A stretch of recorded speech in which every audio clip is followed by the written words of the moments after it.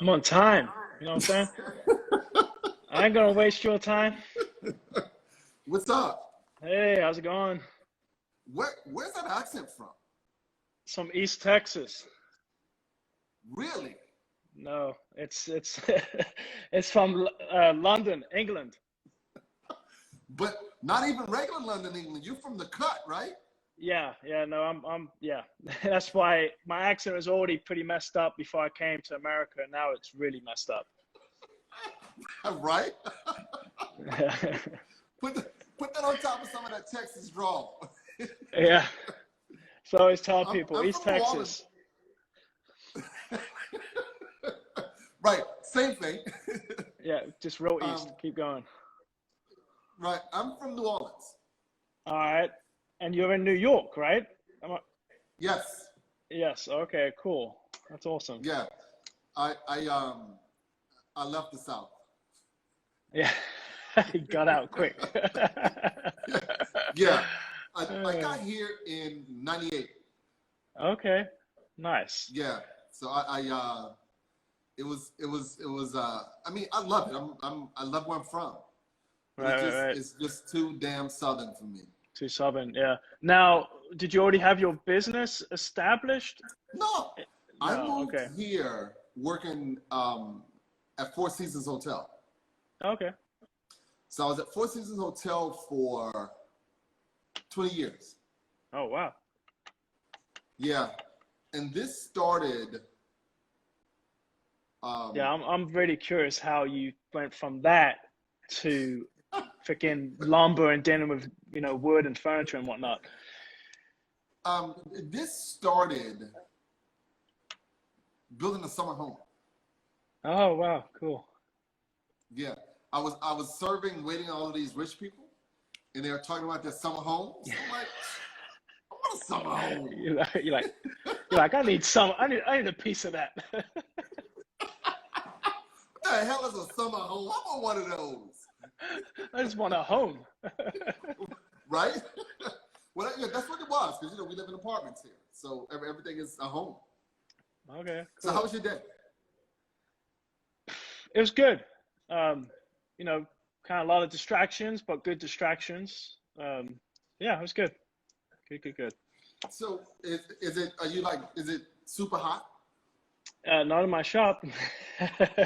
My shop stays pretty much 75 and 45, 50% humidity, unless the AC goes out. But yeah, it's hot. It's about 100, 102.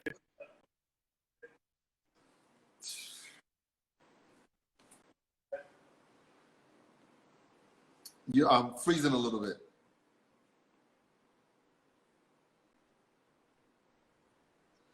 I don't know if I've glitched out or you glitched out. So we're good now. It's you. I'm good. Okay, it's me. I wonder what. Let me check something. So Yeah, I'm on my wireless. All right. Okay. All right. So we're gonna start with some questions. Okay. All right. We'll do the questions, and after the questions, we'll get into how the hell you got to Texas. Hope you got some time. So, No, I'm just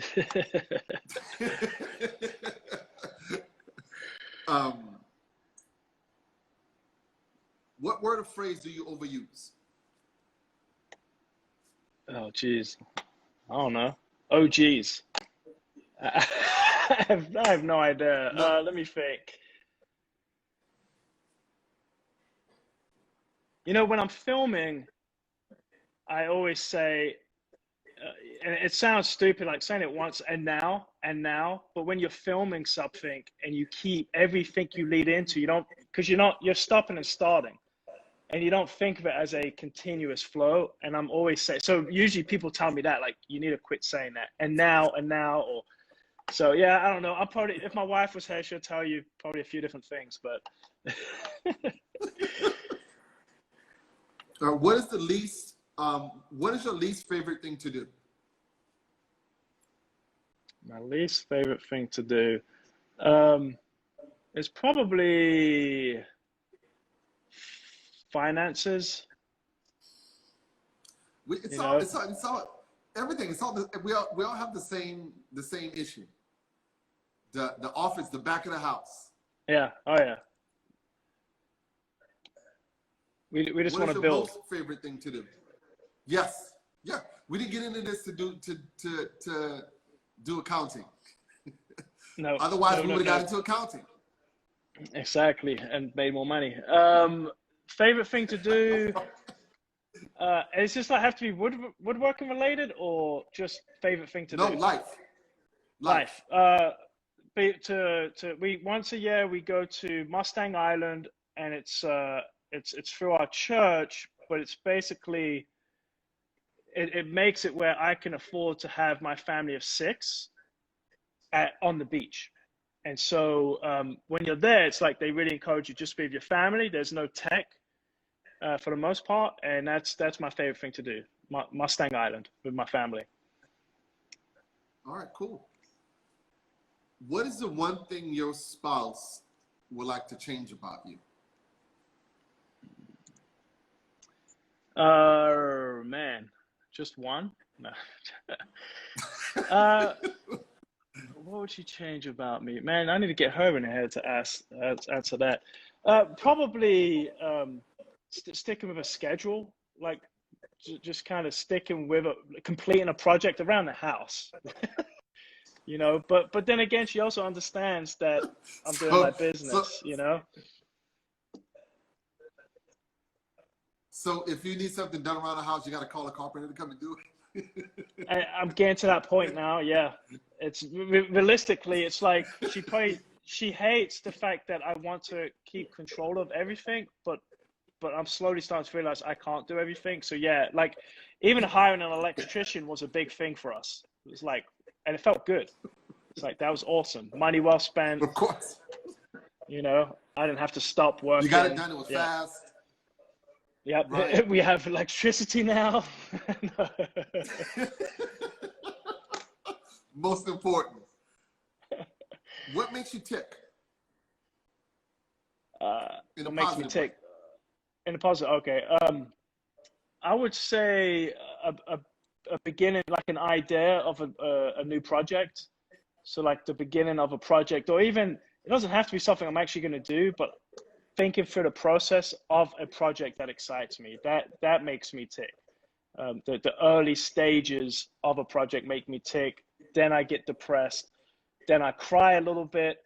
And then I get really excited towards the end when I get paid. And it's done. What irks you the most? What irks me the most? So I teach a lot. So the thing that irks me the most is when you hear someone doing a climb cut. You know, like you can hear that noise, and it's like they're going the wrong way, and you run over there to hopefully save them. That noise where, you know, something really bad is about to happen. And then you hear a scream, and then it's like a bang. It's like, you know, just hoping no one's cut something off. But yeah, that gets me, that noise. Yes. Right. What sound makes you the happiest? What sound makes me the happiest? My Cash App going cha-ching. That one's pretty good. You know, I can give you like the romantic, my hand plane that's freshly sharpened and taking nice shavings. I mean, that is an amazing sound. Maybe if the footsteps of my youngest coming into our bedroom in the morning, but not every morning. But like if I'm awake and ready to be disturbed. When you're in the mood. Yeah. Or else it could be the worst sound. Right. What sound bothers you the most? What bothers me the most? What sound bothers you the most? Sound bothers me the most. Man, I'm a pretty chill guy. Like scratching a chalkboard or something like that. That kind of sound would drive me nuts. Right. Okay. What is it about your personality that drives your business?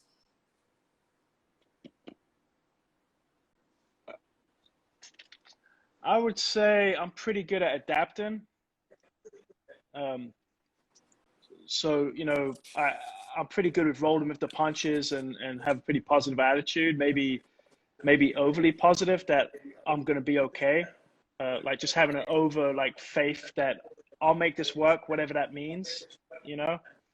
But that probably drives me. I can roll with the punches. Definitely when time, well, especially like right now with coronavirus, if certain things go away, I try to adapt and move on, keep moving forward. Okay. What is it about your personality that hinders your business?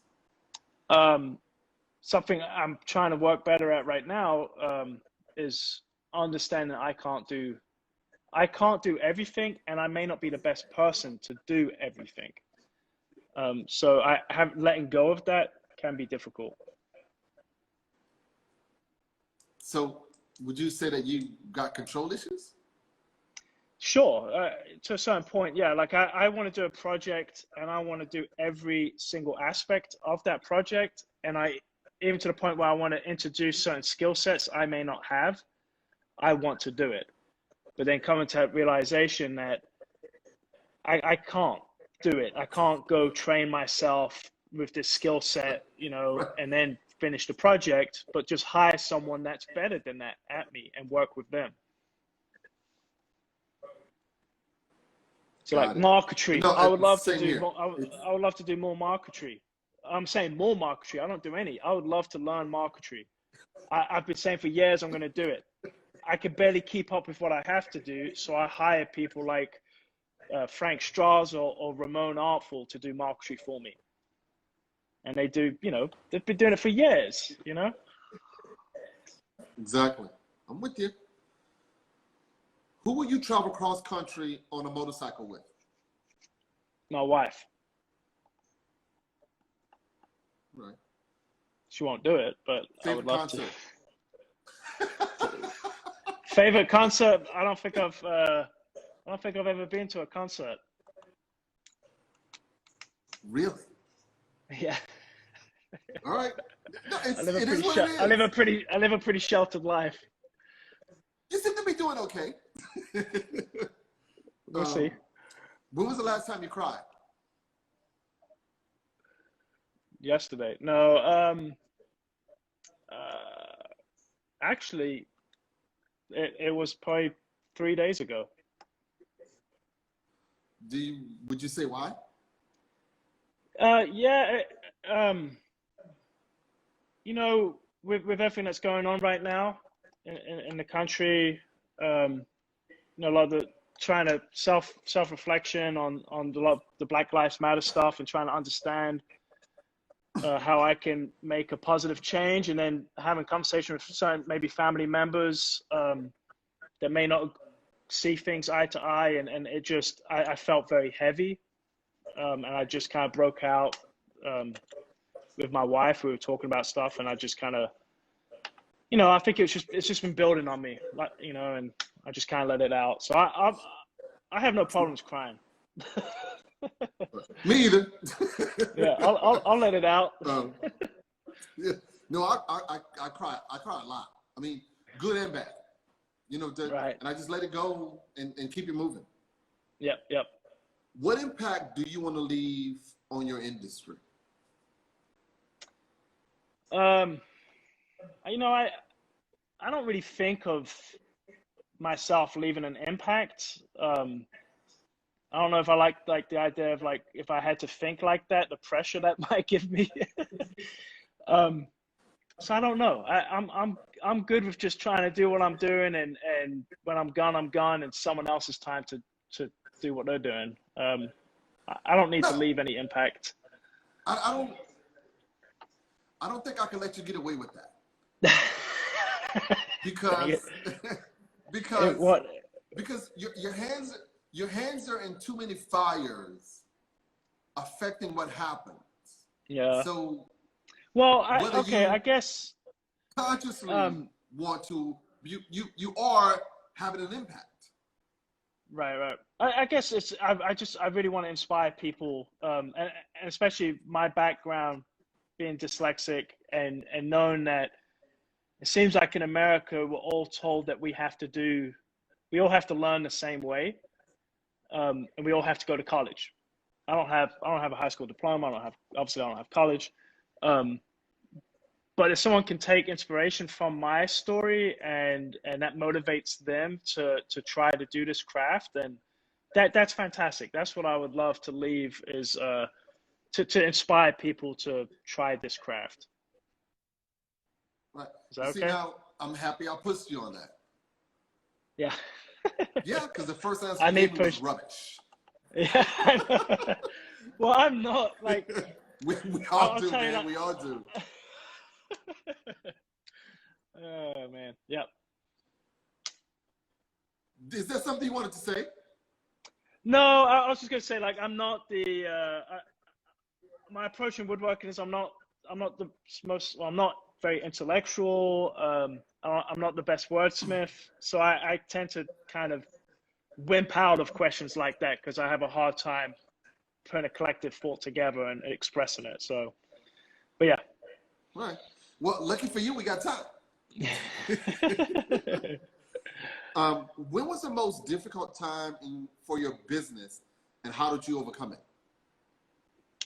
Most difficult time for my business.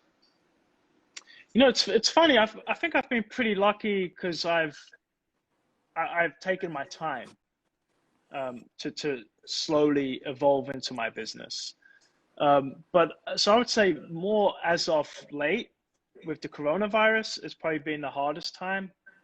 But then on the other hand, the flip side of that, it's also been very positive. So it's kind of weird. But at the beginning of it all, I had several jobs that fell through. I had actually a few clients saying they wouldn't be able to pay me. They wouldn't tell me when they could pay me. I had another client that just still hasn't paid me. So I was really letting that stuff get to me. The way I overcame it was my wonderful wife, my wife is the one that stresses about the finances because she's the one that sees it. I don't. I come and work. She does the finances. Yeah, she's taking care of the house. Yep. But she's the one that's like, hey, it's all good. Just move on.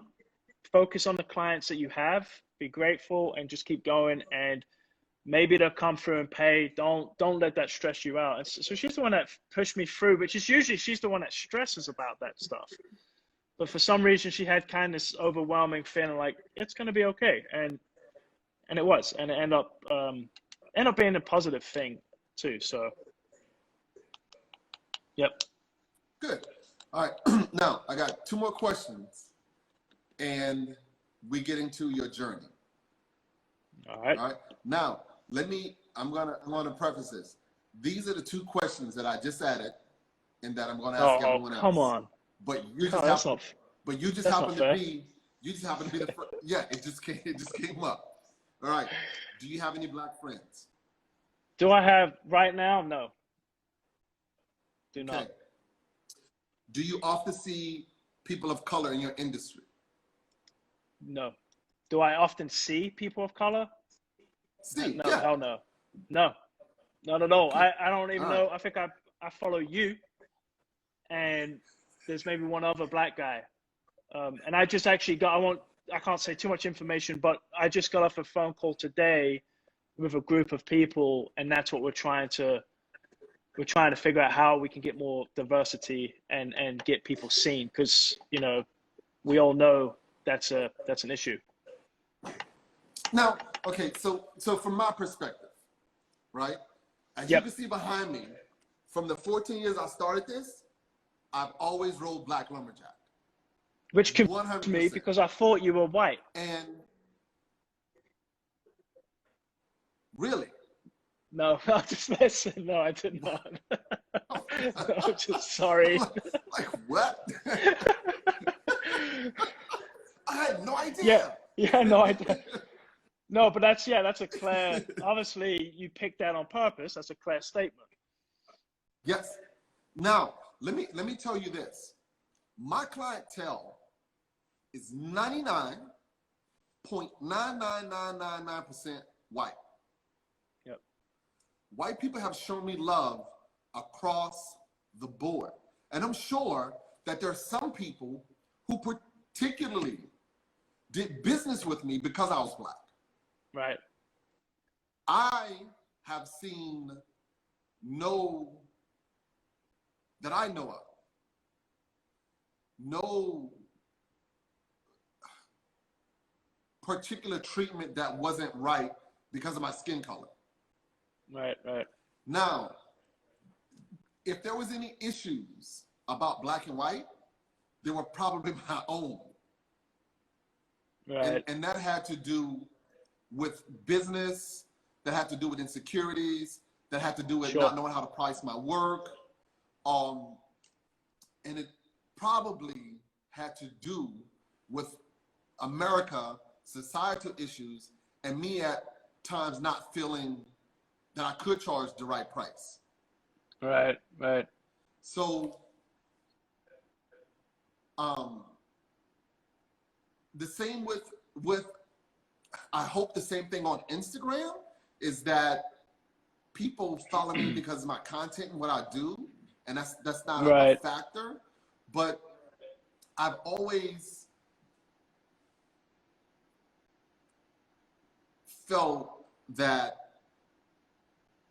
what I was doing was good enough and I belong. Right. And I think, and I try to bring young Black guys in, young Black girls in to teach them this, but it's hard because you pulling John off the street to come and help in your shop means that John probably had some type of experience in the industry. Me pulling John off the shop, me pulling John off the street into my shop means John don't know what a planer is. John don't know what a jointer is. John doesn't know what a table saw is. He has no idea. Right. None. Yeah. Yeah.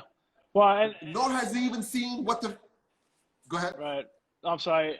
But I think that's the thing that I see that's kind of missing is that we need to have more training. We need to have more trade schools. That's what saved my life. And for me to hear you saying as a Black guy, you haven't had those experiences and stuff of white people treating you wrong and stuff. That's awesome. Obviously, for me, what I see, well, go for it. Go for it. Let me interrupt you there. Yes. In this industry. No, in life, no. In the industry, No, specific to what we're talking about right here. Yes. I'm sure you have all kinds of stories in just life. But for me, someone that writes for a magazine,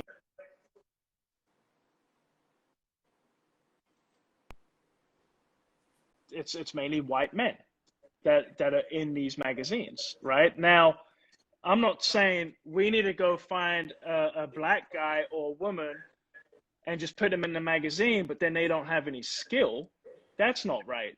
You know, you're just trying to fill a quota.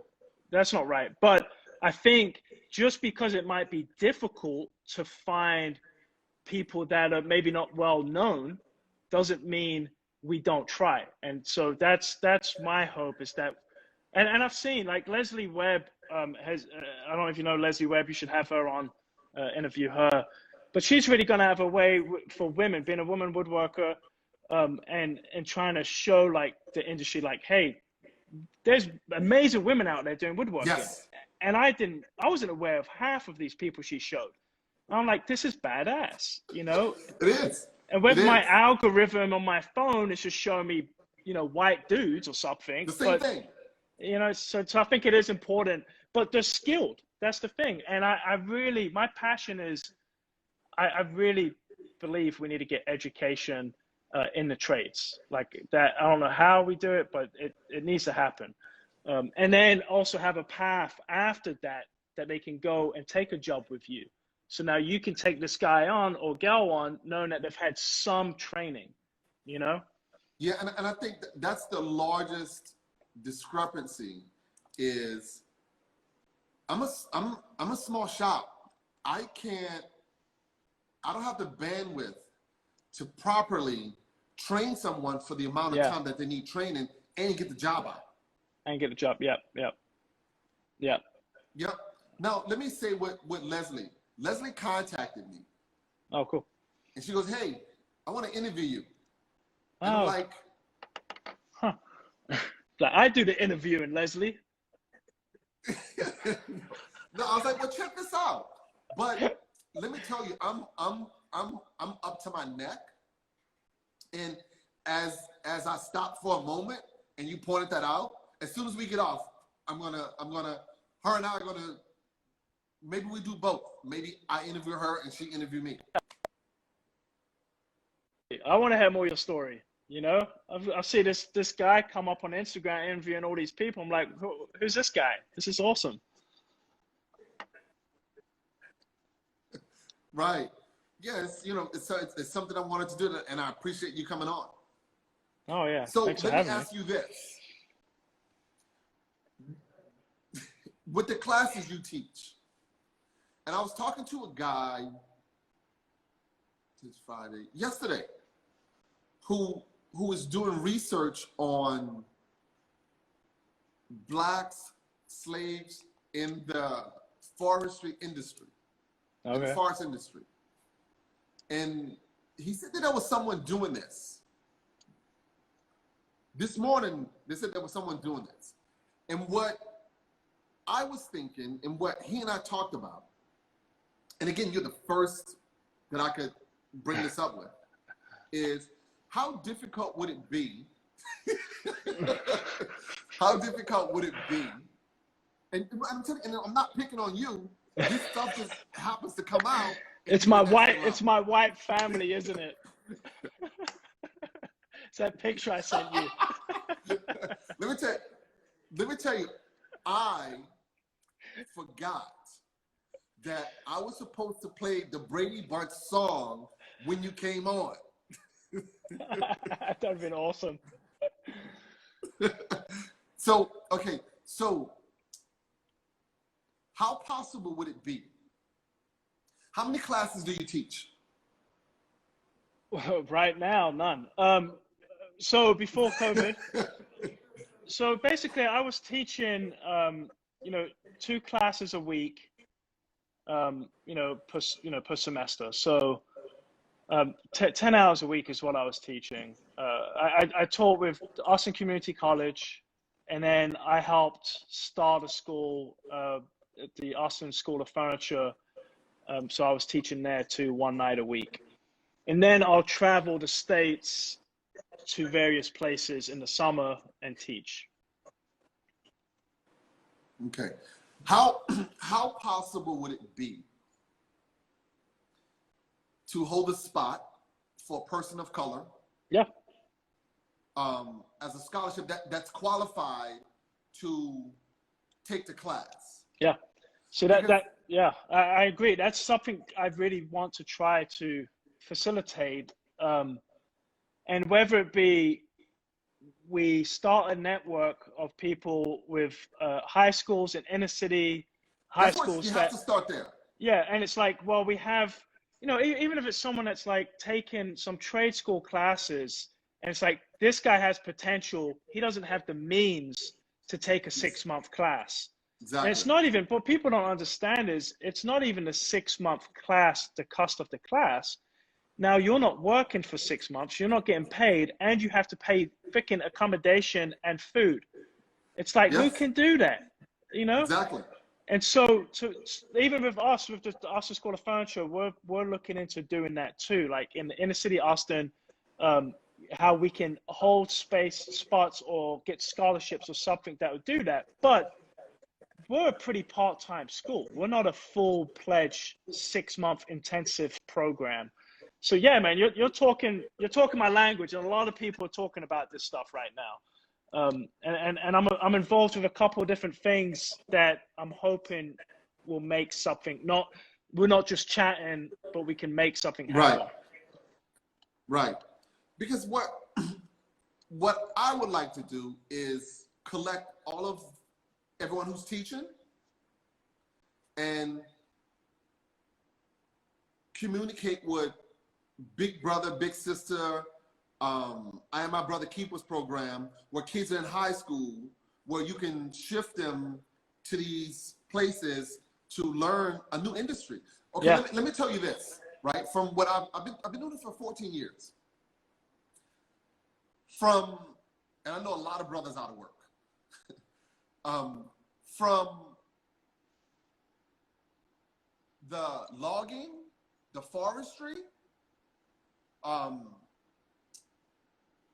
to the tree cutting, to the sawmilling, to the transportation of the lumber, to the facilities, to take the next step for that lumber. From the forest to the furniture store, there are no black people in the industry. And no crazy. parts of it. Right. No parts of it. Well, why do you think that is? Let me tell you. Because in England, it's a little bit different, but it's not much better. Or at least in my trade school, it was different. Yes. Let me tell you why. Systematic racism. Yeah. So let's say this. Let's say, for example, you lived in Texas. Right? And if your grandfather was 80 years old, he had a job doing X. Right? If my grandfather was 80 years old, what do you think he was doing? Yeah. Right. Working for that guy, probably. Right. Probably doing something for your grandfather. So what's happened is seriously. So we were so far. We started the race so much later. Yeah. Due to the slavery, due to the segregation. Yeah. Yeah. They said you're free. Go. And it's like, no, that doesn't work that way. It's like you're already you're miles ahead of me, you know? Well, and the other thing too is like, so those trades, so I grown up in London, like you said, do I have any black friends here? Straight up, no. In Wimberley, Texas, it's rare to see a black person to the point when I lived here, I remember having to step back and going, whoa, I just thought in my head, that's a black guy. Which I've never had that thought before. That's not good. No, because I grew up in London. You know, I mean, it's like Brixton. It's mixed. It's mixed. It's all colors, man, like all over the spectrum. So I didn't have that as much. In my trade school, it was all mixed. It definitely was not just white people. But my trade school was set up for the purpose of low income families. And so we were the people that if we didn't have something they could filter us into, we would be probably in prison, breaking into cars, stealing stuff. And over here, it seems like what they've done is let's get rid of trade schools, and that's in low income cities. So now you have these people that don't have an opportunity to be able to get a skill. And most of these kids, like myself, I was just wanting to be told I was good at something. Yeah. And soon as a judge made me go to trade school. And as soon as I was like, I'm pretty good at this, that was it. It gave me a focus. And so they got rid of all of that. And that's right. So and that has to do with access and opportunity. Right. And okay, let me explain this to you. I've collected antique fans. I've collected Porsches and Volkswagens. Porsches and Volkswagens, all right. Yep. I've collected monitor top refrigerators. What? The old refrigerators had the motor on top. Oh. See, that's how old are you, man? You don't even know what that is. Now, this is the thing, right? This is the thing. I had an ex who always tell me, she goes, in another life, you were an old white man. You are an old white man. So that's awesome. So what happens, right? So in all of these different hobbies that I was into, it was all older white men. Yeah. There was never any people of color. Yeah. And the other thing that I find strange is even with the Volkswagens, right? I don't collect anything pre-64 because it's older. Right, okay. I go to the car shows and the black guys got super beetles souped up. A super beetle doesn't have any value. Right. It's not old enough. Right, right. Yeah. But to them, it is. Yeah, yeah. And that's the disconnect to how they got into the industry. Let me give you an example, right? It's like now all of a sudden a bunch of black guys come in and they're doing epoxy tables. Yeah. And they're thinking they're doing woodwork. Okay, good. You don't. Wait a minute, that's not it. You don't do epoxy tables, right? No. Okay, good. All right. I wasn't sure for a minute. I was like, I'm about to unleash on epoxy tables. No, I'm just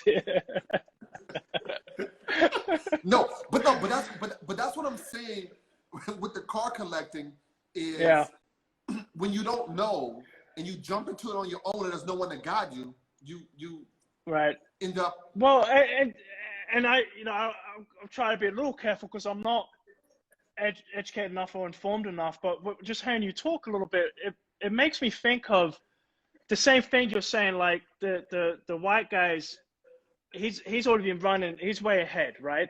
It's like, hey, we freed the slaves, now we're not done. It's like you got to catch up, and that's not happened yet. It's happening, but it's still work in progress. But I wonder too, like a lot of the things that people get into, hobbies, that's kind of a privilege, you know? It is a privilege. And that's a privilege that the white man had way before probably the black man had, you know, like they're there. Yeah. So that's that makes kind of sense to me. Like it is a privilege, and maybe even with the woodworking, maybe we don't see as many black people in woodworking is because it was a privilege for white people. And they're catching up, you know, and I don't know if I'm talking bullshit, but anyhow, yeah. Now, you know, this is a lot more, this is a lot more complex than us just here talking. There's someone at my door, and it shouldn't be because it's 6:30. Give me 2 seconds. Okay. Hopefully it's not some scary shit. Yo.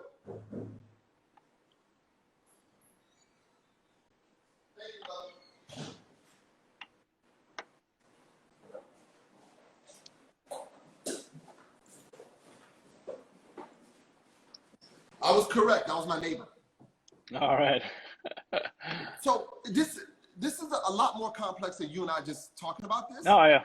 Yep. Because slaves built a lot of buildings in America and a lot of carpentry. So right. At some point, we were into this, and we were cut out of it. Right, but it was a job too, right? It's like where you No, I absolutely, yeah. And when you factor that in with slaves being freed, and then all of a sudden, black men being picked up for every little charge and being put in prison to do more labor, and now there's for prison profits. It's really it's amazing how ingrained it is into everything, and that's what this has been recently for me. Is my wife is so she you know, we homeschool. She told me from the get-go, I'm staying home and I'm raising a family. That's what I want to do.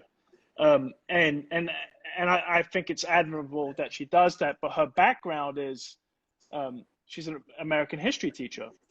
And teaching American history in America, it's a little bit different, you know, like they kind of skip over a lot of stuff. So she's been really digging deep and doing a lot of different Zoom meetings, just like this, to have this conversation and not to say we're going to figure it all out and it's this simple, but just to start thinking a little bit different. Awareness. Yeah, absolutely. For sure. But you know what, too, the thing is, again, I think it is a privileged thing, whether you're, you know, a poor white person or poor black guy. Majority of my followers are hobbyists.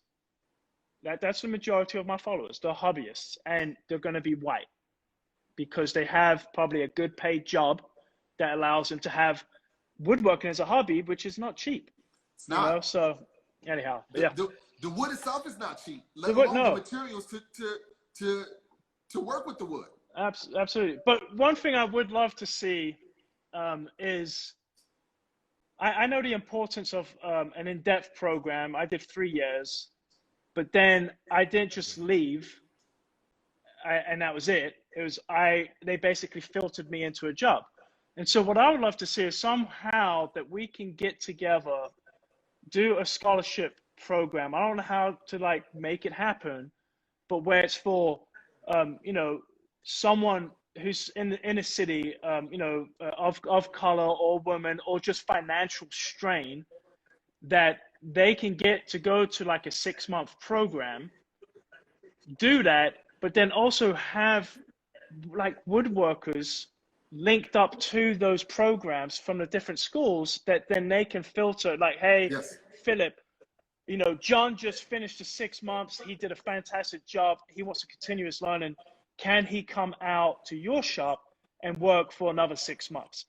And that's being paid through this scholarship. So then I'm not having this risk of having a total rookie who knows nothing, but then I can continue training them. There's this huge disconnect.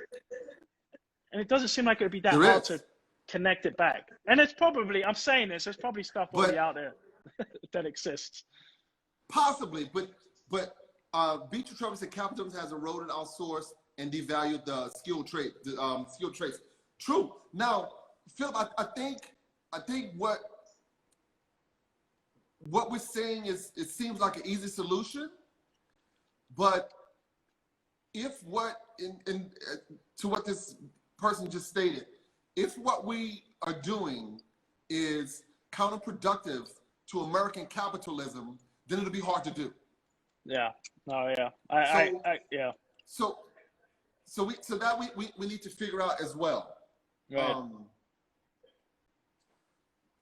Okay, so we Sorry. We haven't got to your journey yet. And let me to say that, right? Sometimes the conversation you intend to have is not always the one that you should have. Right. So it's for good or bad. I got on here so we could nerd out about woodworking and what you did, and I think that we got into something that is probably a little more meaningful. Yeah, no, I agree, and that's what you said. What would you want to leave? I mean, I have just been really reflecting on how privileged I was, even though I came from a kind of a bad. I had a good family. That's the thing I really had going for me, but a shit neighborhood. But to have a trade program that I did 3 years, 5 days a week, 8 hours a day, and then a journeymanship, that's unheard of. It's amazing. And I had that, and it didn't cost me anything. It cost tax. We pay more taxes, but it didn't cost me anything. Right. That's kind of similar to Raven Sky River this morning, the glass artist. Okay, He said after high school he went and worked for some guy free for 2 years, and he learned a trade. Yeah. And it was room and board. Yeah, that's amazing. Yeah, so that's I joked with him, said that's not like slavery, but he had a roof over his head, he was fed, and he learned. Yeah. Yep. And then he was allowed to leave. You go to college for yes, and he was allowed to leave. You go to college for 4 years and you accumulate this enormous amount of debt. It's in crazy. A field that you probably won't work in. Yeah. Yeah. Yeah. I mean, my wife, she's got good family and they supported whatever she wanted to do, but she was pretty ambitious and she went to an Ivy League school and she came out with a history degree. Like, do you think she's going to make... Let me Go ahead. Let me say this, right? I agree with your wife. There's no one else more qualified to teach her kids than her. Yeah. Because if she sends her kids to private or public school, it's probably for someone who's a lot less educated than her. Well, I would say we do homeschooling because we're freaking lazy and we just can't get our crap together. Like trying to get 4 kids to school, not happening. People say, "Oh, it's so cool you're doing that." I'm like, the real reason is anyhow. But yeah, she, you know, the cost of going to that school and then coming out, there is no return in that for her.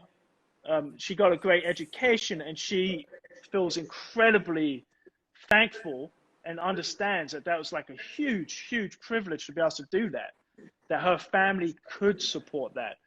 To some, you know, we're still paying off the loan, but yeah, anyhow, so yeah. So still ingrained, Phil, so the program you went through was it government funded? Yes, 100%. Taxpayers' money. You know, England destroyed America by taxing you all, and now you all don't like paying taxes. No. That's a joke. I'm joking. But yes, it was. But I don't like paying taxes. No, yeah, nor do I now. I'm totally American. I am actually American now, by the way. That's what that picture was. That was me becoming a citizen. Congrats. Yeah, thanks. It was a community college. So it was, the trade school was tied to the community college.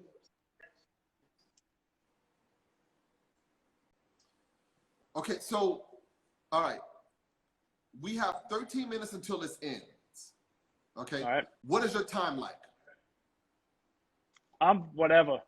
Yeah, it's good. Okay. All right. So, let's talk about your journey and get back on. Go ahead. Let's talk about your journey. Let's talk about your journey. We'll get back off. We'll get back on. We'll do a little tour, and then we'll go 7:30. So we're not going to do a full 2 hours. Holy moly! You do this for 2 hours? Dang. That's, if I'm gonna we're gonna drop down to like one person watching this thing. No, you'll be amazed. With who was the other night? Your buddy. Oh, Chad. Chad's awesome. Yeah, it's. I love Chad. Timmy Goods. Yeah. Jared Rustin. All those people were 2 hours, and people wanted to tune in. Yeah. Well, what's cool though is like you're creating this archive, and so people can go back and watch these whenever. That's what, because I remember when you started doing it, I was like panicking.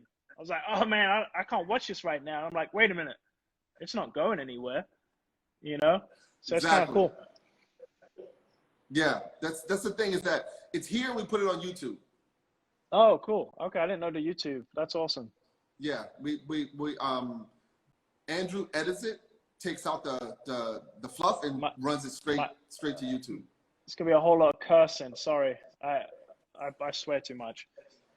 You haven't said one curse word. Oh, okay, good. Well.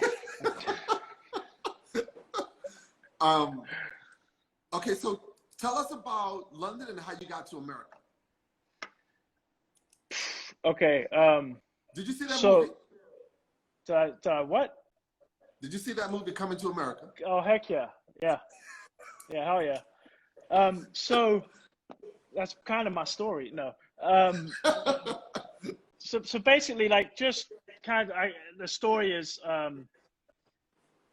you know, I'm heavily dyslexic, and what comes. I wanted to say that. Sorry, I was in special ed from 3rd to the 9th grade. Okay, awesome. Yeah. So a lot of woodworkers are, kind of makes sense. But so heavily dyslexic, but what in England at that time, and I'm really bad with dates, so I'm not going to throw out any dates, because I'll end up making myself come out to be about 50 years old. I'm really bad with dates. So in England at that time, dyslexia wasn't recognized. And so I was in high school, and all I would do is fight. Come with dyslexia comes with an attitude too, right? So I had a pretty bad attitude. So if someone called me a stupid name, I would just punch them. They were figuring out, you know, I think there's something going on. He's got learning difficulties. So I actually had this, I forget her name, I wish I remembered it, but she was from America, and she was coming to England to basically teach the system over there that dyslexia is a real thing, and how do you integrate learning difficulty, dyslexia, behavior problems into a school. So I went to a public school. It was a Catholic. In England, you don't separate the two. So it was a Catholic public school. I got expelled. Well, I guess actually I got suspended and then basically told if I get in one more fight, I'll be expelled. So they gave me an option to go to a behavior school, a learning difficulty school. And that was in Essex. So probably, if I remember right, it's like a 2-hour, drive away from London. This school was ran by nuns. And it was kind of terrifying at the time. But what it did, it was really amazing looking back. So they shipped me out there, and the school had a very strange system of learning difficulties. So nothing's wrong with like me, except for I had an attitude and I was dyslexic. But then they also have people with like severe difficulties, Down syndrome, just everything. And you were in the same space as them. And I remember at the time being a little punk kid thinking, what the heck am I doing in here? And I probably said some really hateful, ugly things, which I regret. But they really worked on, they never really fixed me as far as my dyslexia goes, but they fixed my attitude. Because they knew if they couldn't, so if they couldn't fix the attitude, there's no fixing anything else. And so what they did, and I didn't know this was a plan, right? Looking back, I'm like, oh, that makes sense now. But basically, they made me go to, it's crazy. But they made me go to France it was a ship. It was a training ship. And what they do is, capable people like myself, physically, they used us to take people that were not physically capable to go on a trip like this. And so we would have to get them in the wheelchairs on this ship, try to get them like as included as possible. We would get to Lourdes, France, and we would do the Stations of the Cross, which you're not taking a wheelchair up there. Would be ropes, dragging them up and stuff. And I remember not being super happy about it, but then it made me realize like these kids I was working with, my students, the same as me, never complained. Like never complained. And I'm there bitching about myself, and it just changed my whole attitude. So then I ended up, they basically gave you ownership and responsibilities. And so I did that. I think I did it 2 or 3 times. And I left that school, and it was coming up to 6th form. So I was 15, coming up to 16, right? Where they do 6th form college. And so they do tracking, and some people don't believe in the tracking, but it worked for me. But I understand sometimes it doesn't work. Me too. Where they basically said, you're not going to college, right? Like you'd hate it. You would not even get in. But how about we try a trade? And so at 15, they sent me to a trade school in London, and I tried for probably a year, maybe 4 different trades or 3 different trades: painting, a bricklayer, plumbing maybe, and then carpentry and joinery.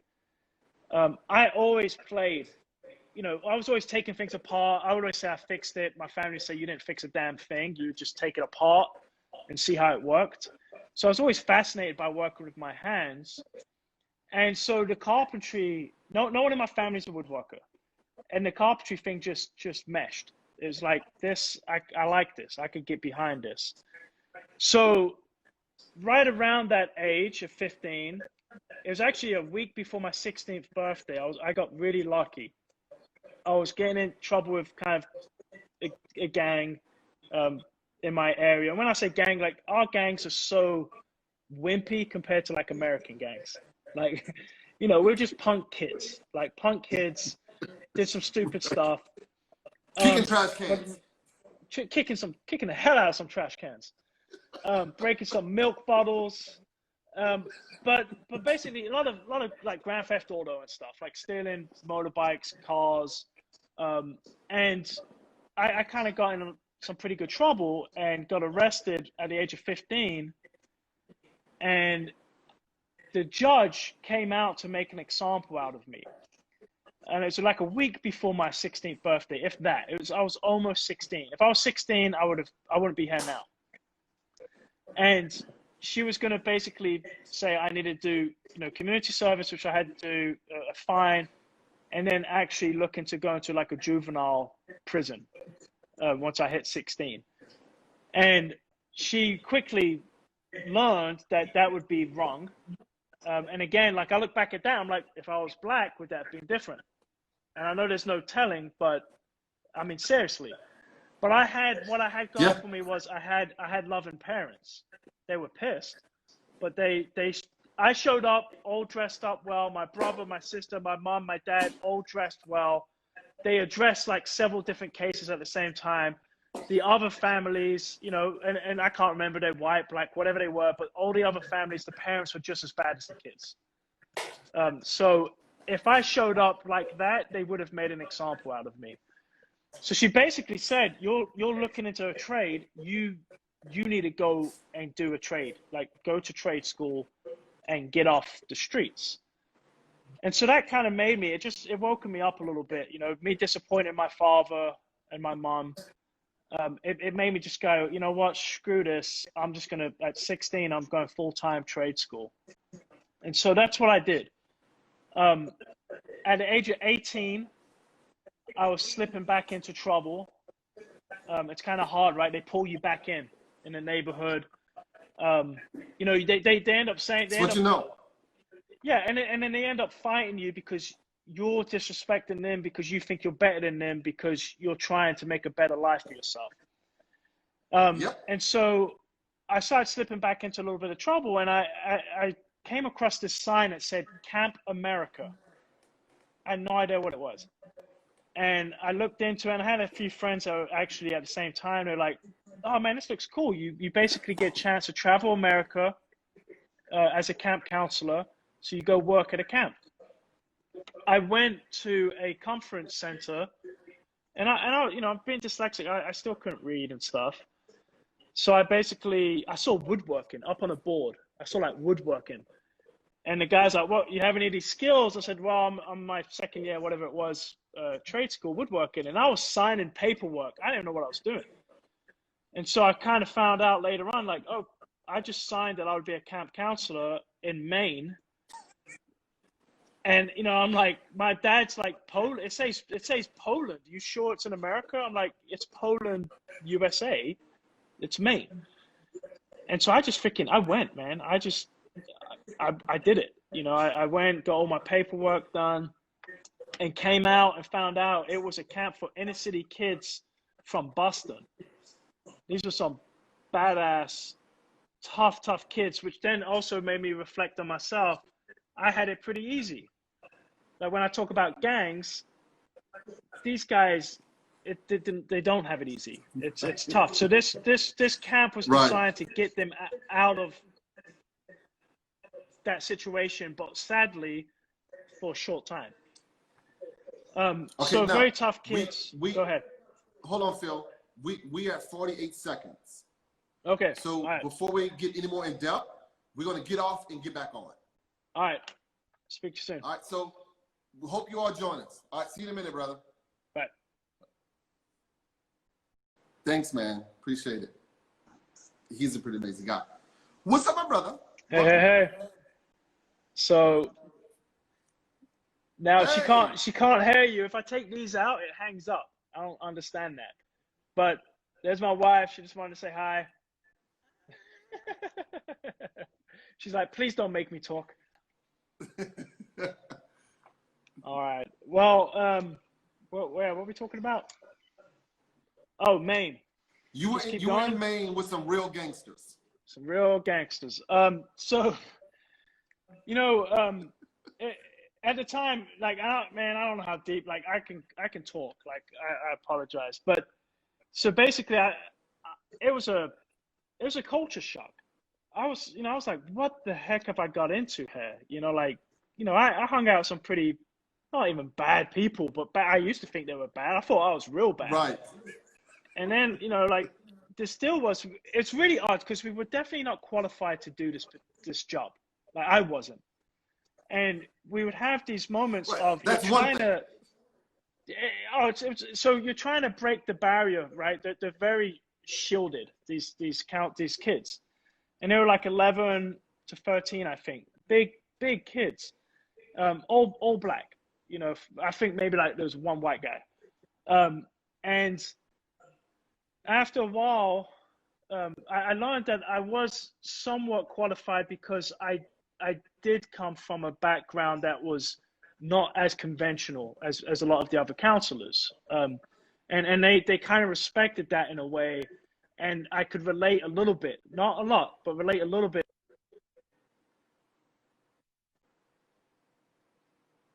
Around in a circle and people could share or not share. And I tell you right now, sometimes I wish, because ignorance is bliss, but some of the stories they opened up and told us, it was just, I'll just start crying. I could not believe what they had to go through. So it was the greatest experience and the hardest experience I ever had. And basically I was there to teach woodshop too, but you're with the kids 24/7. Because you're also in the cabin, right? They had like your little area in the cabin, and the kids are around, and they're fighting all the time. You're breaking up fights, and then about a weekend, we're all getting on just fine. But I had the camp. You could sign up for your own activities. And something kind of happened at the beginning of the camp that it went underneath new management. So it was a big hot mess from the get-go.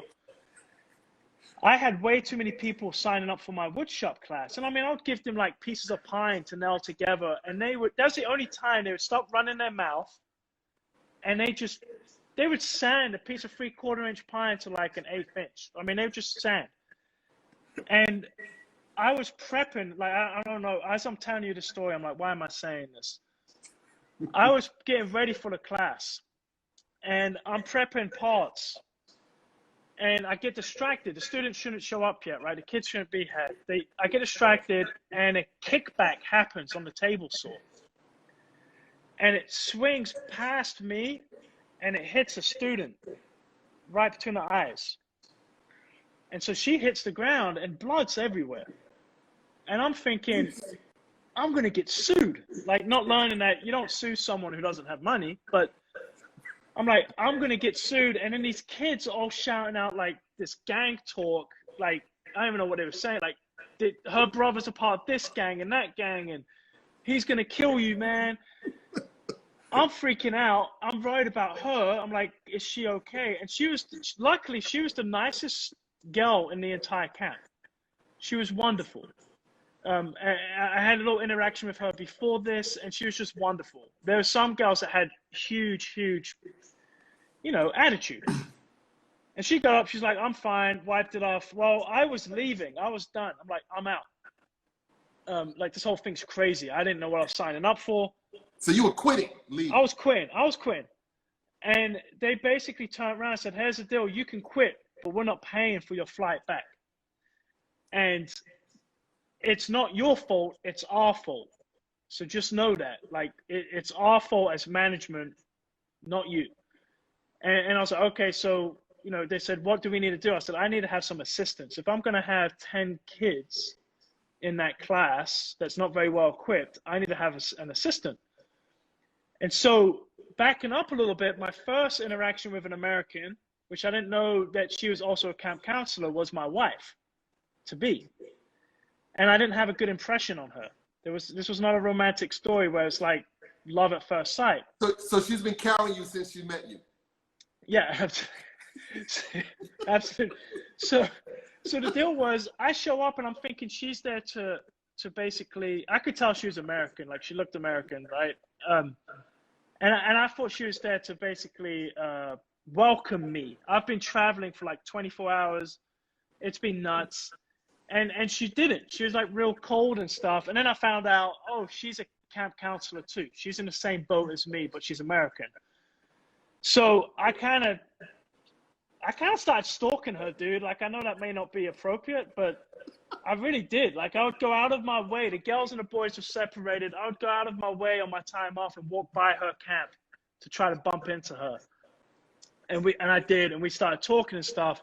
And so when they said you need an assistant, I was like, hey, Carmen was going to be teaching classical music.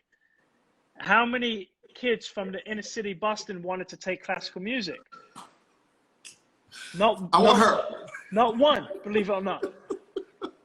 And so she didn't have a class to teach. So I was like, hey, maybe she could be my assistant. And so they ended up sending me like 3 assistants. And it was fantastic. We had a great time. These kids, it was just wonderful to see them focus on something and just they were so proud. I'll let them paint it and do all kinds of crazy stuff to the boxes, and they were just so proud of that box. So basically from there, I finished out the camp, and you get time to travel. I think it was up to 3 months to travel, and you get like a little bit of money, but not really. It's all about the travel. And so I was like, hey, can I just hang out with you and go travel back with you? And she's going back to then go to college. And at the time, I'll tell you a story since my wife's not here and she won't watch this. But at the time, I'm trying to figure out, is this girl interested in me? This is not woodworking related at all. Listen, this is your journey. Bring it. And so I'm feeling her out, right? And she threw out like this term. I'm like, do you have a boyfriend? She goes, well, she would kill me. She's like, I hooked up with a guy before I came to camp that we kind of had this on and off thing and wasn't sure if something was going to happen. In England, if you say hooked up, that doesn't mean kiss. Okay? I'll just leave it at that. So I was like, okay, I don't want to get in the middle of that. She's like, we're in the middle of what? Like, I don't know how I put it, but basically she was like, whoa, that's not what I said. Like, we kissed. And I was like, okay, cool. But we ended up finding out like we really did like each other. But there's that romance of summer camp, right? Like, is this a real thing or not? So I went back and basically went home and met her family.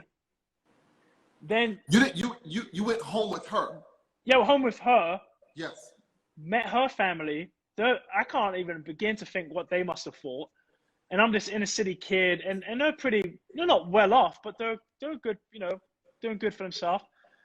And then from Texas, we loaded up her sister. I may be getting this mixed up. Basically, loaded her sister up and her up to go take them to college, right? To getting ready to go back to college or go to college or whatever it was.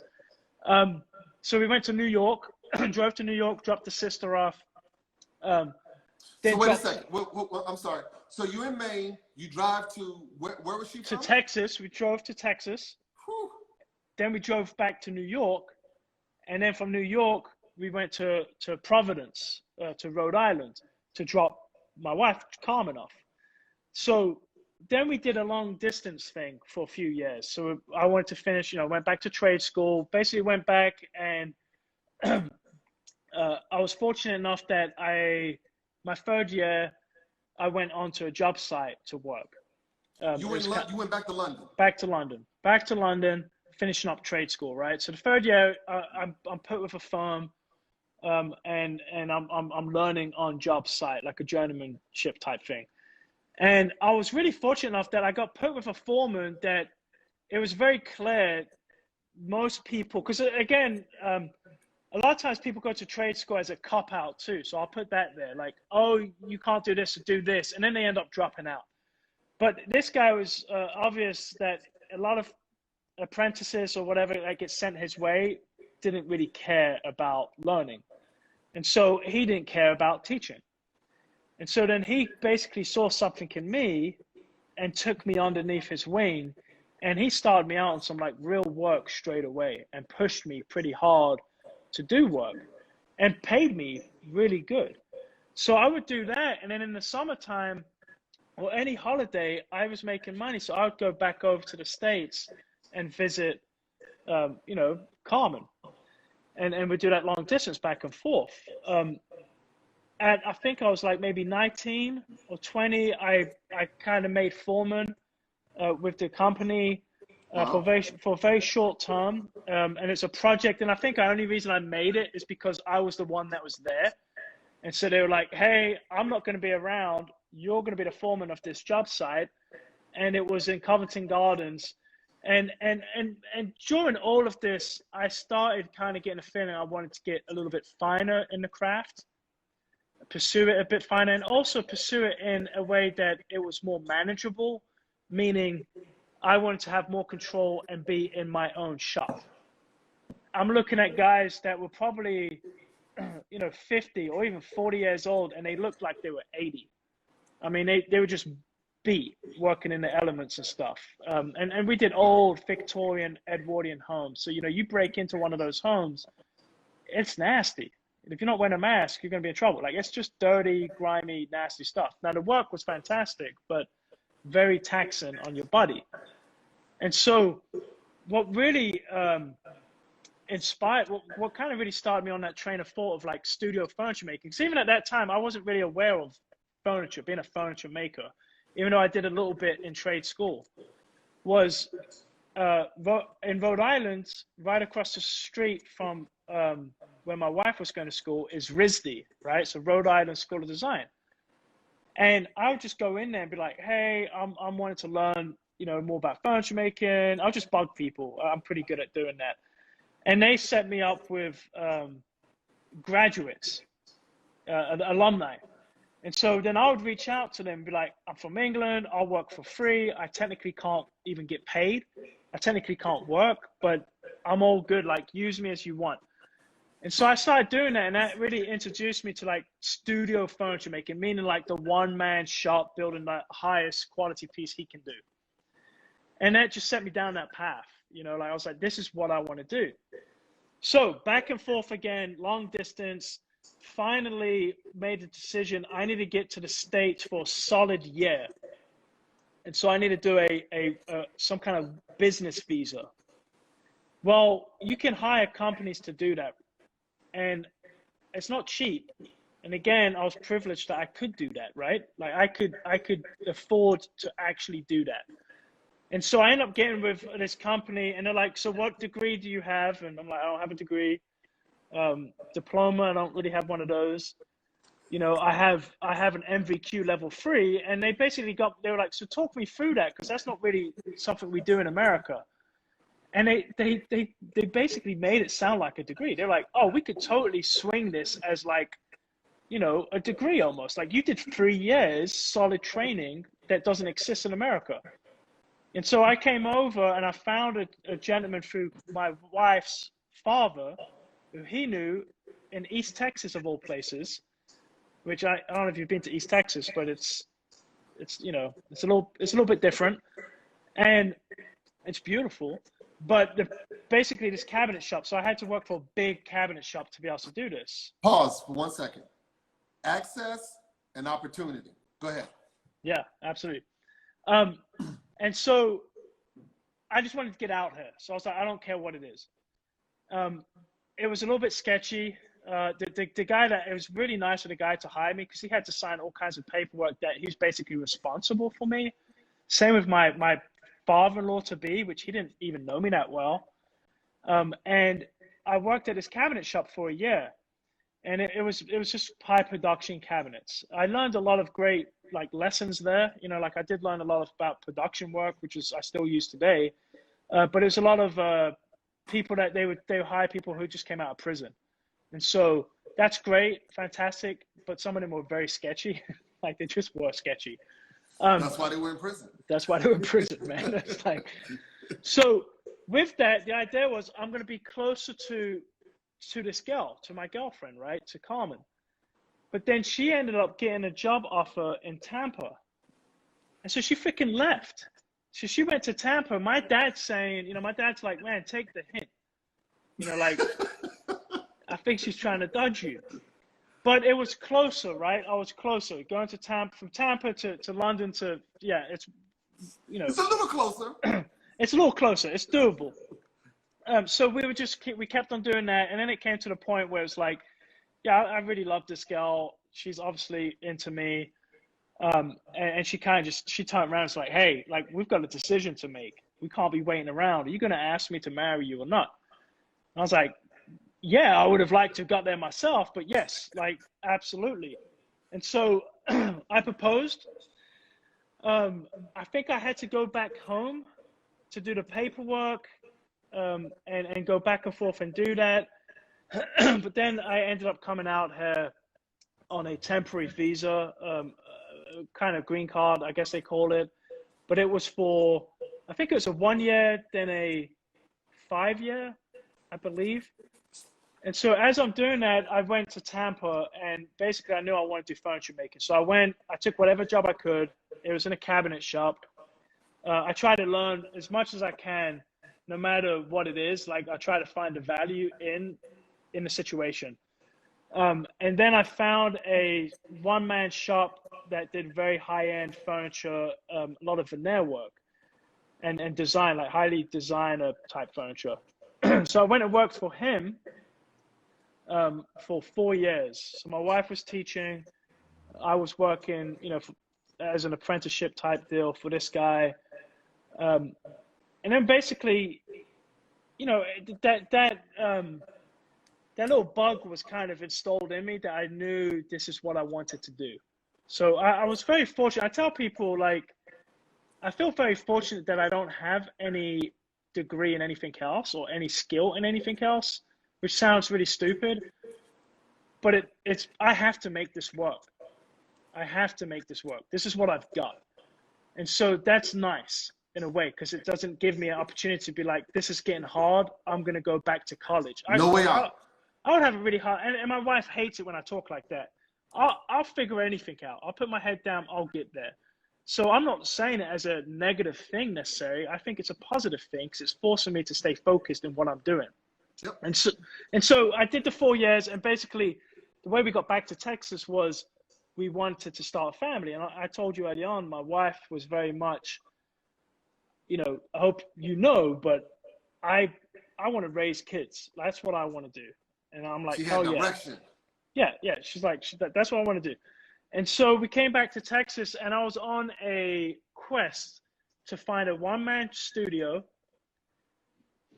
that did very high-end furniture, but back to more of my roots in trade school, meaning, which is kind of funny, but solid wood furniture, like furniture that had integrity, not just look pretty, not that it's going to stay around for maybe a year and then the interior designer is going to come in and switch it out.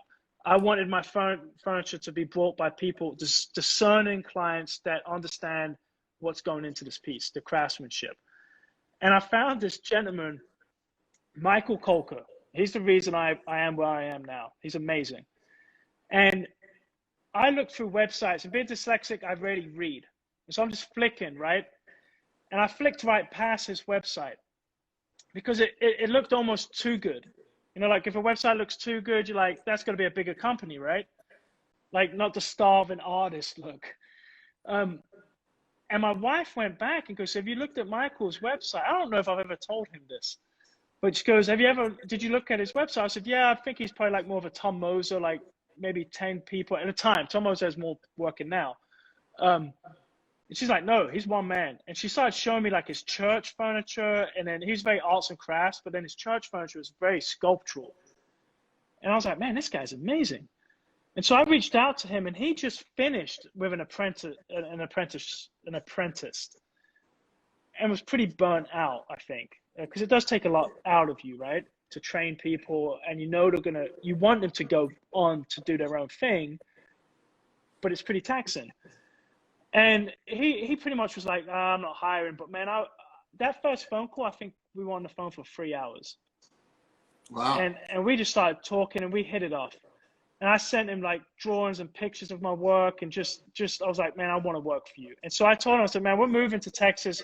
Can I come by and just say hi? And so he basically, everyone I was called in to interview with, they all knew each other in this area. Everybody knew each other. And so he's like, hey, why don't we all meet at my place?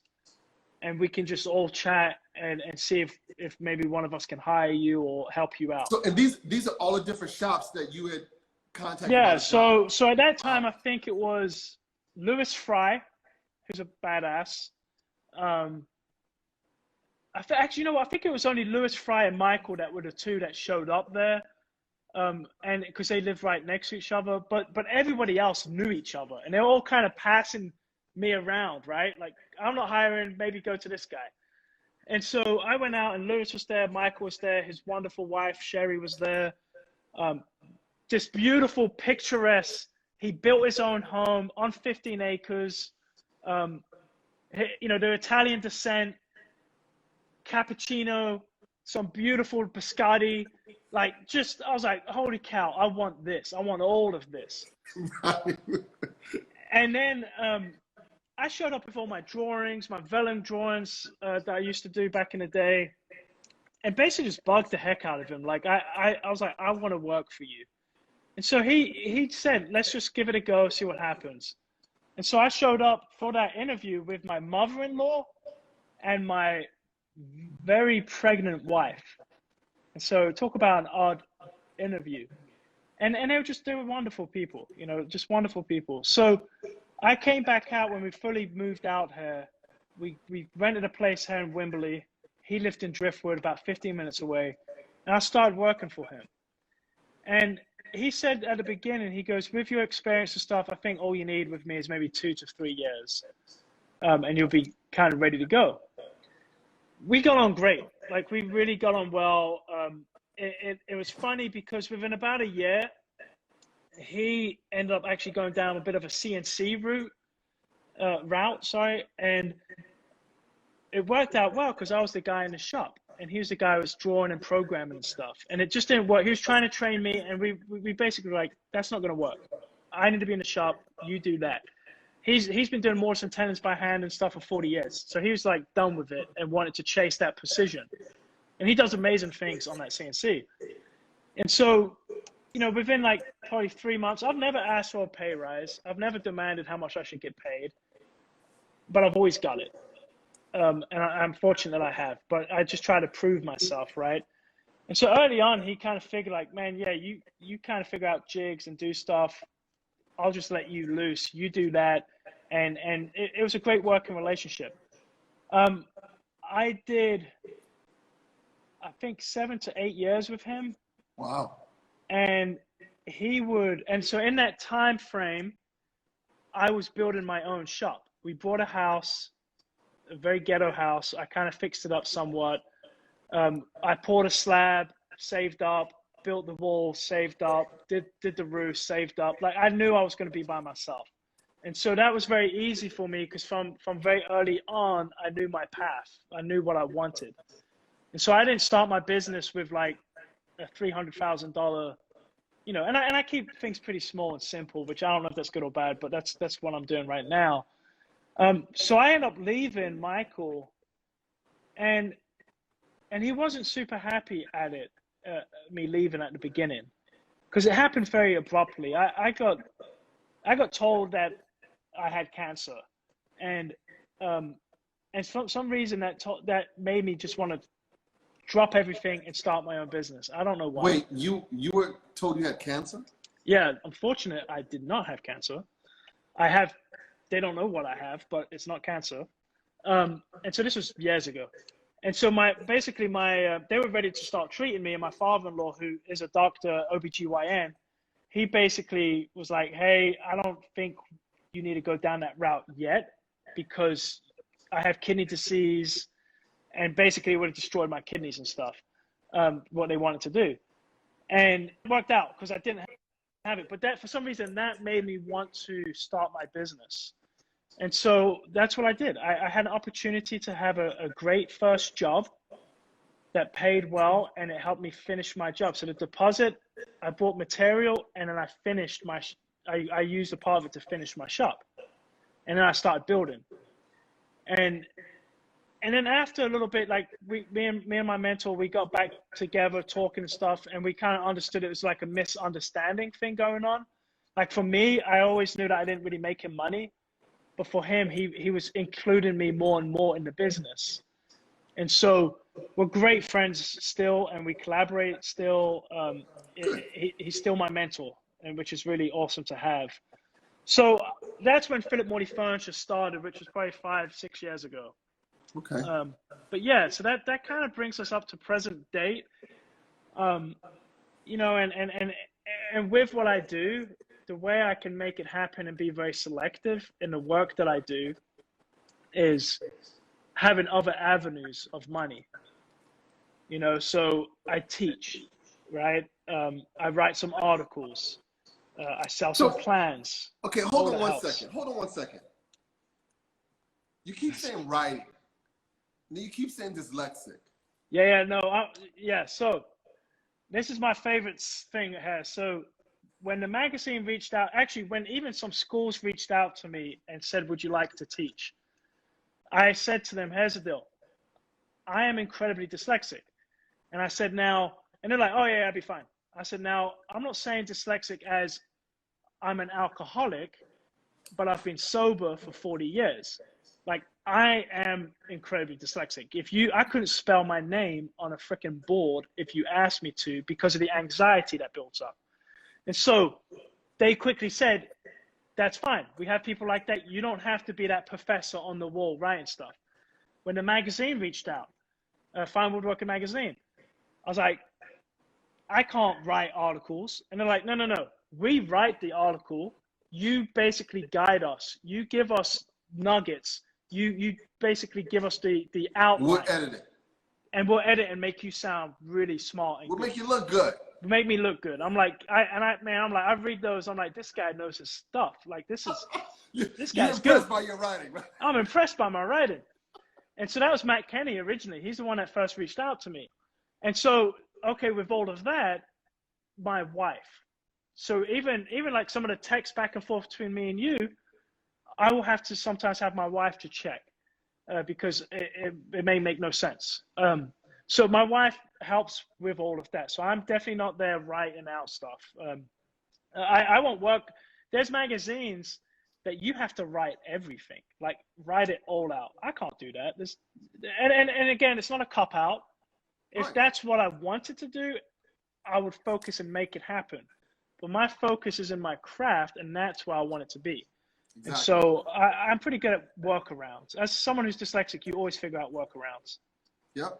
But yeah, so that's kind of that. But yeah, so writing, teaching, you know, doing guild projects with like the Wood Whisperer guy, Mark Spagnola, like all of those different revenues help me to continue doing the work that I do and provide for my family. And that's what's important to me. And to offer opportunity to also I have Amanda, Sawdust Woman. She'd be awesome to have on. She's got kind of a cool, you know, story of, and what I like about Sawdust Woman's story is all of our stories are not finished, right? But yes. Her story is right in the middle. So her story is like, how do you find a mentor?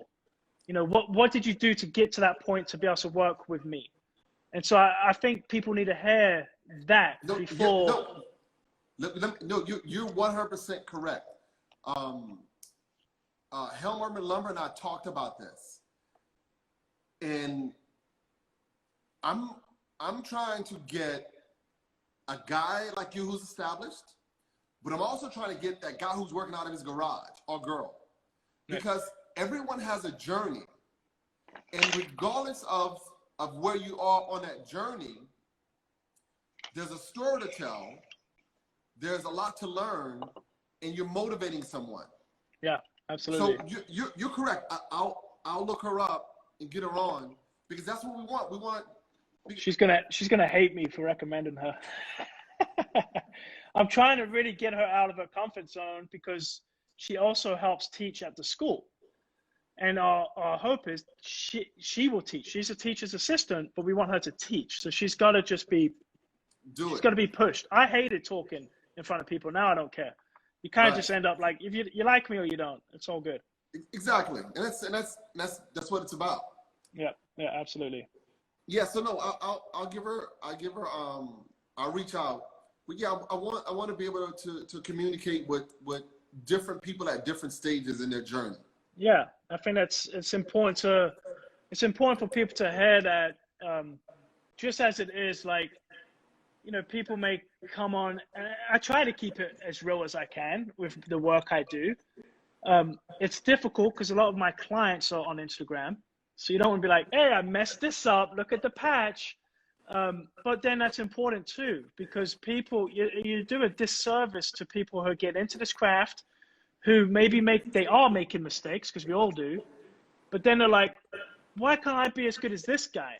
Because you never see him, right? Yeah, it's like mistakes happen. And you haven't seen the journey he went through to get to where he is. And so it's cool to have people who, like we had Aspen Golden on, and I kind of hate her in a way, like no kidding, like 3 years I think she's been doing this. She's a badass. But it's awesome to hear her story and her journey now, not in 10 years, like how she's doing it now. So she's coming on. Awesome. Yeah. She's I literally just got off the phone with her before I got on with you. She's awesome. Yeah, good people. Yeah, absolutely. So do we have any questions? What do you want to do next? We have the 30-minute mark, so we can kind of wrap it up. What do you want to do next? All right, so I want to go take a bath, maybe a shower, eat some food. No. So what I would like to do next, honestly, I think like most of us, and Chad, like I've spoken with Chad before too, like we're all trying to figure out our path, right? Like how can we make all this work? And so for me, I'm really trying to start focusing on kind of a line of furniture. I've never wanted to do that before, but doing one-of-a-kind commissions is what excites me, but it also is what burns you out. It does. It's hard.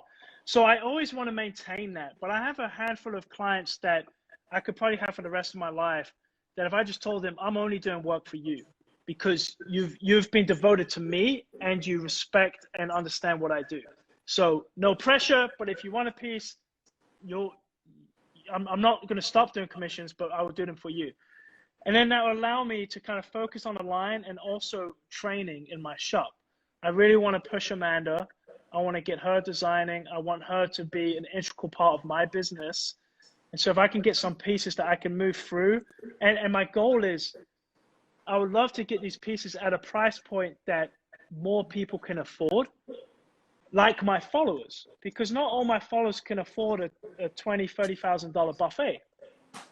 But and I'm not saying I'm going to be competing with IKEA, but if I had a piece that's a simple piece and I've dialed in how it's made, but it's still thoughtfully made, that's $750 for a really nice coffee table designed by me and made by me and Amanda, then that's something that would almost mean more to me that because they appreciate and value what I do.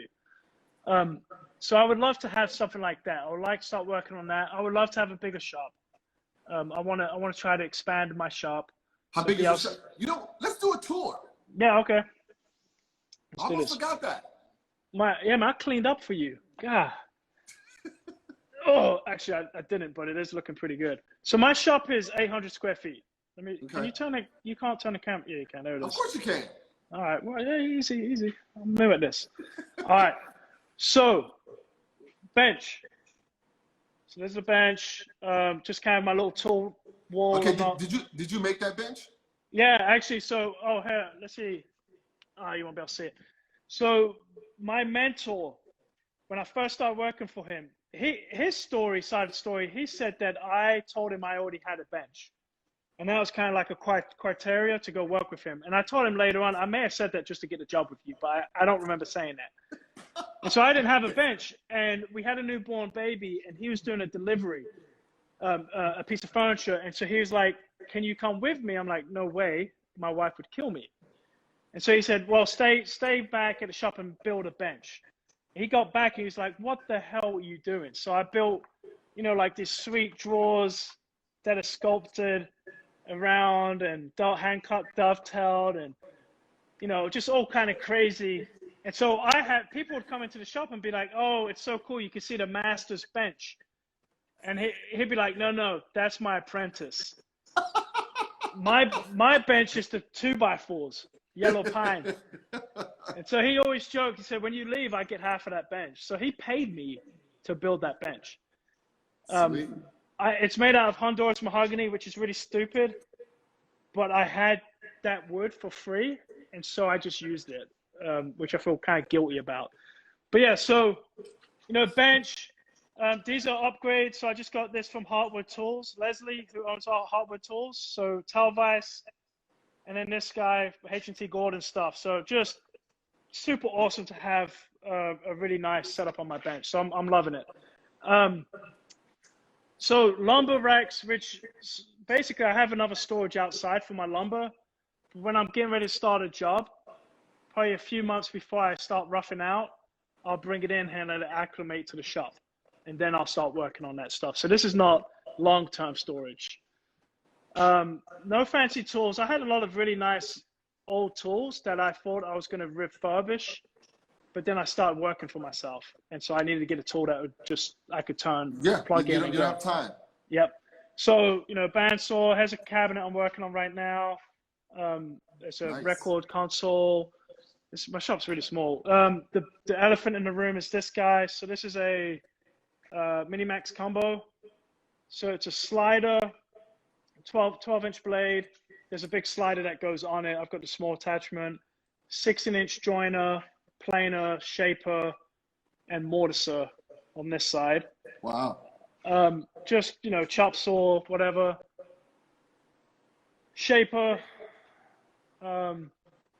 drill press, I don't know. It's pretty basic. I do have another joiner, so I have both, because like I said, Amanda would be over here. She's been prepping all this stuff. And so she can use this joiner and planer, and I can use this one. Okay, pause for a second. You keep talking about Amanda. Has Amanda had any training before you? Yes, she was my student at ACC. So she went through Amanda was in El Paso. Her father was a carpenter, and she wanted to start getting into woodworking. There's nothing offered in El Paso.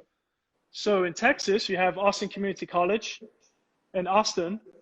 And so she basically went and signed up for that. It's not a furniture school, but they do have some woodworking, like I teach advanced woodworking, which is kind of a funny name for it. But so she took all those classes, and then I forget how we kind of got connected more.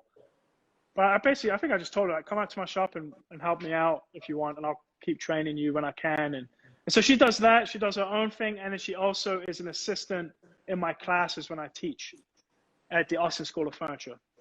So yeah. Another table saw. I should have posted these. So this is my shop. Yeah, you should have. Edge sander. Which I love this thing, 'cause it's got this crazy drag wheel, so I can change these heads out to different shapes. Ah. And so that's designed for my crush rail on my rocking chair. So I can just go up against that and sand it perfect. So you made this sander? Yeah, I made a sander. I copied my Mentor's one.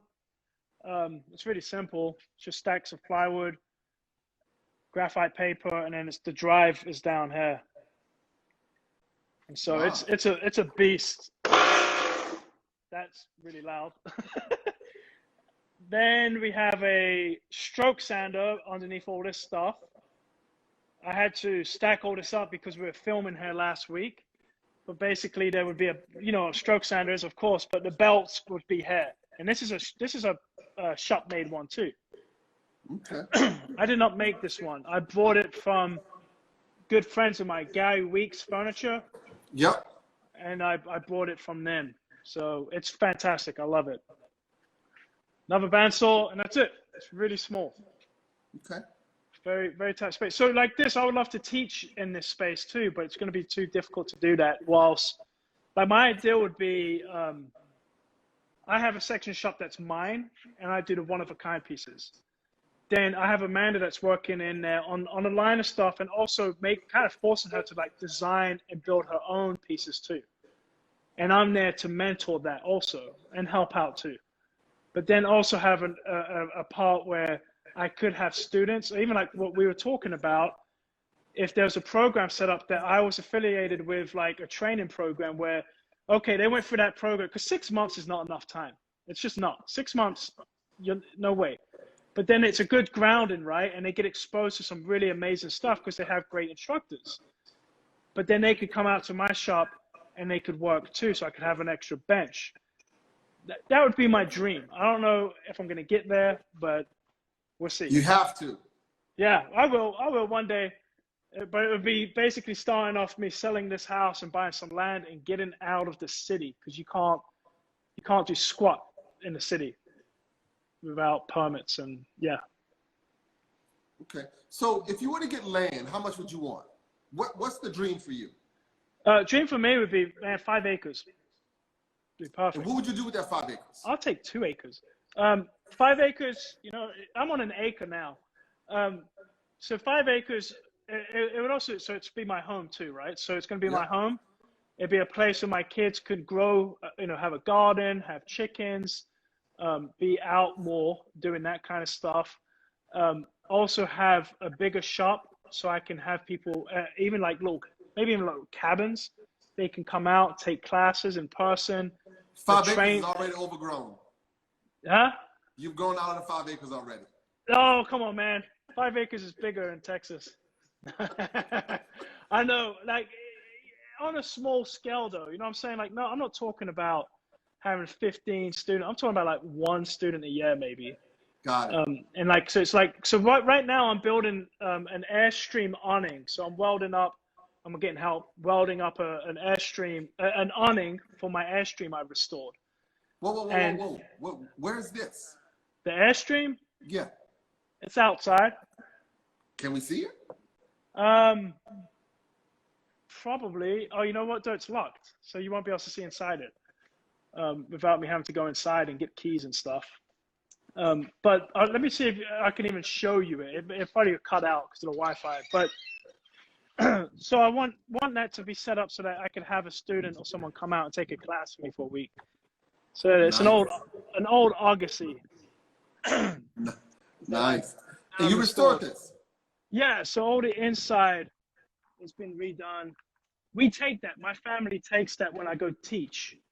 You know, it doesn't make financial sense, but for me, it's really important to have my family be a part of my journey, obviously, because they are a part of it. But to be able to go travel as I teach, and I think too, like backing up earlier when I said when I got sick, I wanted to start my own business. The biggest part of that was I wanted my kids to see me get up in the morning and go out to my shop and work, and not begun so much traveling and commuting and stuff like that. And not like Michael, working for Michael really wasn't like that, but that's kind of what I wanted. So anyhow. Okay. All right. Yeah. All right. So is at 45. So I'm going to let you get back Cool. to your wonderful family. Awesome, man. It's been Robert. It's been a pleasure. You go by Robert?